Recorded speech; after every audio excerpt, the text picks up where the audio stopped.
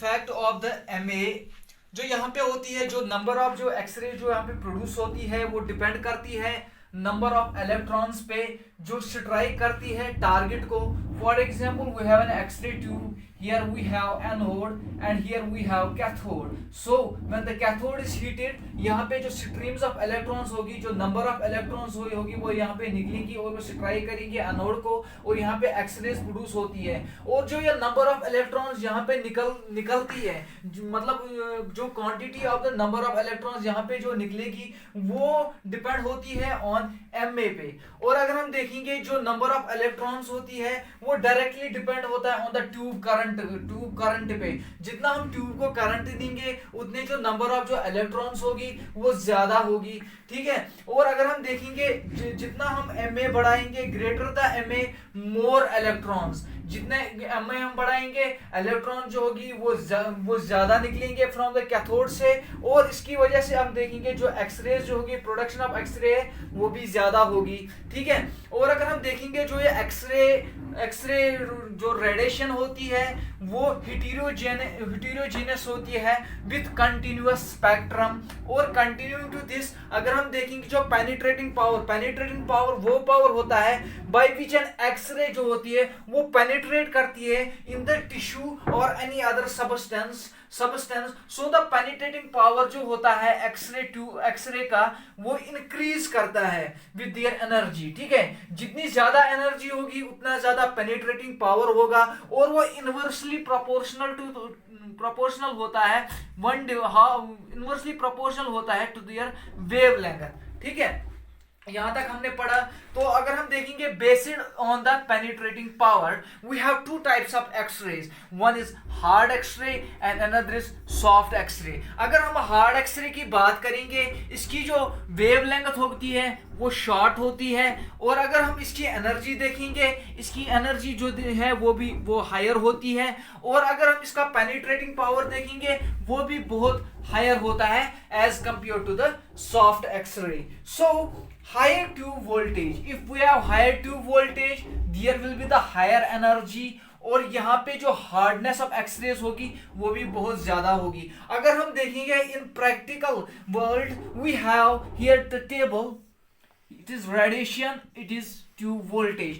For very soft we have less than 20 kV kilo voltage, and for soft we have between 20 and 60 kilo voltage, and for semi soft we have 60 to 150 kilo voltage. For hard we have hard x-rays we have 150 to 400 kilo voltage. For very hard we have 400 to 3000 kilo voltage, and for ultra hard radiations we have above 300 kV voltage.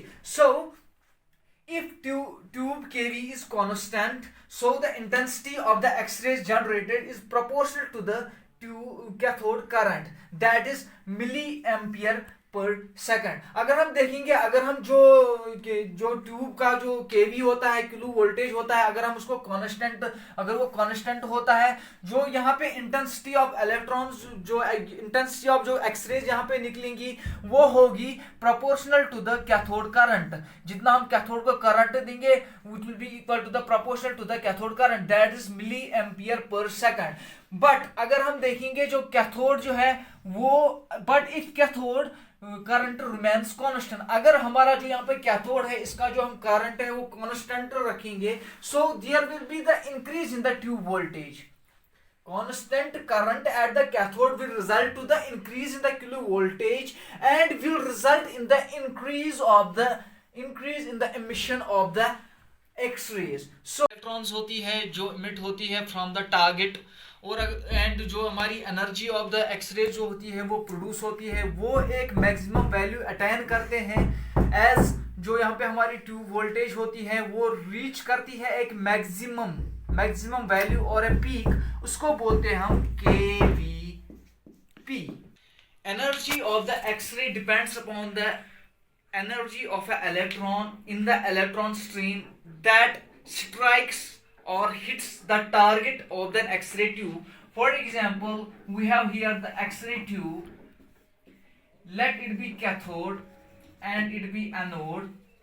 So when the cathode is heated, streams of the electron generate from the cathode and it strikes on the anode. X-rays are the produced.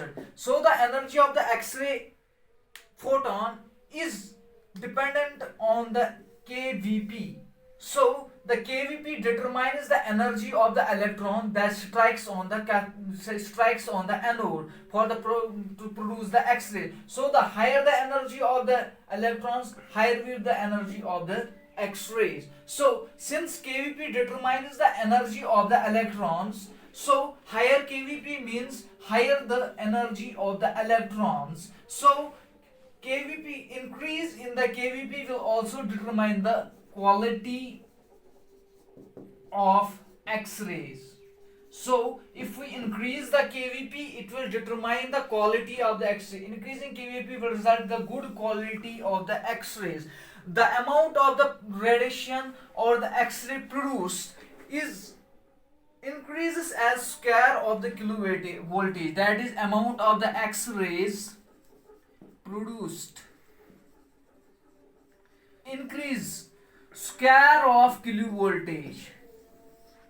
So for example, if we have 15% increase in kVp, that is 15% increase in kVp will be equal to doubling of MAS. So the kVp usually determine the energy